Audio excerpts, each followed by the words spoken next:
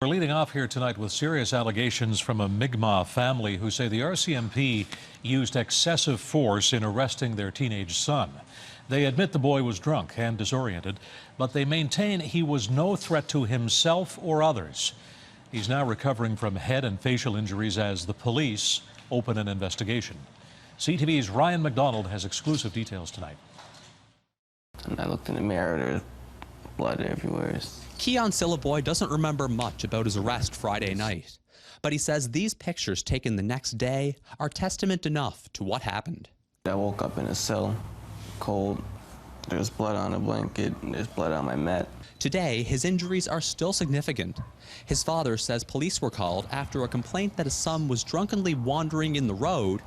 When he arrived on scene, he admits his son was very intoxicated and at first appeared to be acting aggressively. He came out of his mother's house, he was staggering and he had his fist upright and he didn't know who I was. But he maintains his son was no threat, unarmed, and could easily have been calmed down.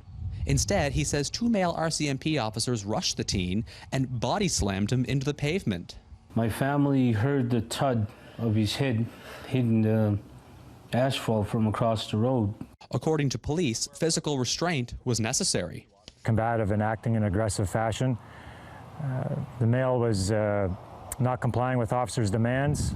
As a result, physical control was used. The incident is alleged to have happened here, in the parking lot of this gas station, directly across the street from Keon Syllaboy's home. After the arrest, the teen's family insisted he be taken to hospital, but they say police refused. He spent the night in a cell.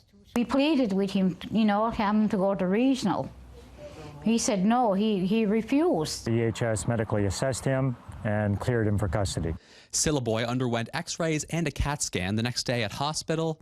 Now RCMP have opened an investigation after a complaint filed by the family. The Syllaboys want action taken against the two arresting officers. The best outcome is to have them removed from the community or to have some kind of charges pressed against them. I used to trust the police very much, they were supposed to protect and serve us, and now I don't trust them at all. Now the Syllaboys can only wait for the results of the x-rays and CAT scan and the police investigation.